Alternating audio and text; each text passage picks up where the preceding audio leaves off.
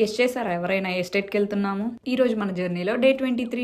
వామ్మో, state change అవ్వడమేమో కానీ ఈ లగేజ్ సర్దుకోవడం అన్నిటికంటే పెద్ద టాస్క్. సర్దేటప్పుడు మాత్రం ఇన్నుంటాయి, కానీ ఎక్కడికైనా బయటకు వెళ్ళేటప్పుడు బట్టలు వేసుకుందామంటే ఏవి కనిపించవు. ఏమంటారు, నిజమే కదా? సర్దుతూ ఉంటే వస్తూనే ఉన్నాయి. సర్ది బ్యాక్ పెయిన్ కూడా వచ్చేసింది. ఇదేంటి అని చూస్తున్నారా? ఇది కూడా నా డ్రెస్సే. కొనుక్కొని 2 years అయినా ఇప్పటి వరకు వేసుకొని బట్టలు కూడా ఉన్నాయి. అసలు ఈ ట్రాలీ బ్యాగ్స్ ఓపెనే చెయ్యను.